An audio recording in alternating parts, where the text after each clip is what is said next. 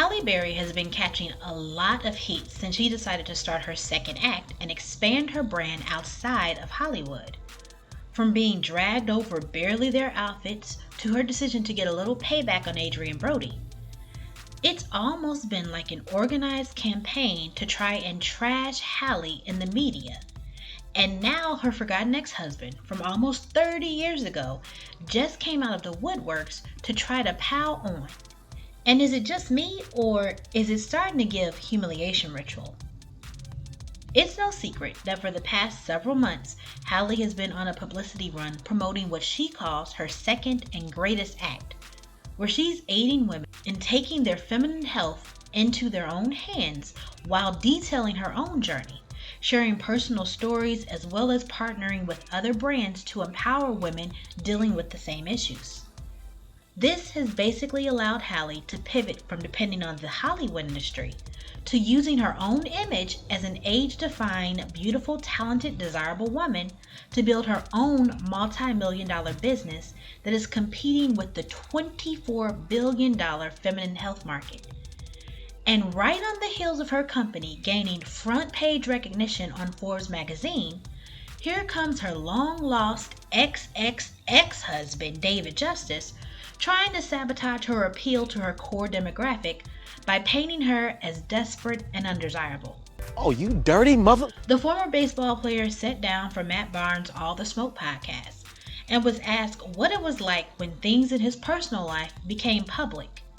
And from that one question, he decided to spend over 10 minutes trying to degrade Halle's image while bolstering his own ego and acting for all the world like this relationship that ended almost 30 years ago still takes up rent-free space in his mind, like he doesn't have a whole wife or even children that he should have considered before trying to take jabs at his ex. He said that when he was with Halle Berry, he never really had any negative personal press attention until he decided to leave her in 1996.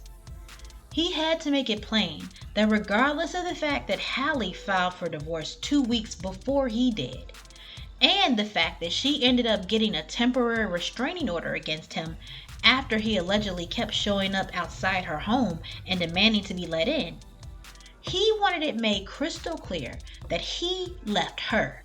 So he went on to reiterate this idea that he left her at least 5 more times in less than 10 minutes. I decided to leave her in 1996. I just realized this is not the person I want to spend the rest of my life with. So February 1996, I told her, I can't do this no more. We should just make a clean break. And she was like, no, no. If I was so bad, you would think she'd keep my name out of her mouth. She'd be so happy I left, right? If I was so bad as a husband, she'd be like, whoa, I'm so glad he left me. Like literally when I left her, I didn't talk to her no more. Probably the best thing that happened to me is this was February 96 when I left her. See, now that's some bullshit. He also wanted y'all to know that after he and Halle got together back in May of 1992, they were 5 months into their relationship when she proposed to him. And he was caught off guard and didn't know what to say and didn't want to embarrass her, so he said yes. He's trying to imply that he married the Halle Berry out of pity and stayed with her for 3 years even though his heart wasn't in it. So he's trying to basically paint her as an undesirable woman who had to beg a man to be with her. But then he goes on to say that they didn't have any major issues. So if he had known about therapy at that time, they probably would have made it. Now this comment from a man with a whole wife and 3 kids later is absolutely diabolical. Because did he forget? He probably did, because elsewhere in the interview, he even refers to himself as her husband, not her ex. He goes on to talk about how they didn't spend a lot of time together because Halle was always filming a movie in this country or that country.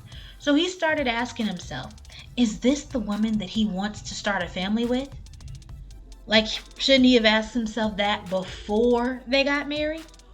She doesn't cook or clean, and she doesn't seem motherly.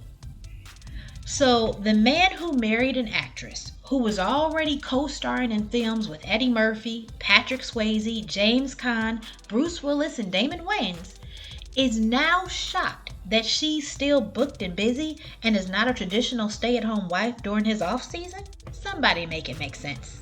Then, at the end of 1995, Halle earned her first $1 million paycheck for a single movie, and a few months later, David decided that he didn't want to spend the rest of his life with her, and told her that he couldn't do this anymore, and asked for a clean break since they didn't have kids.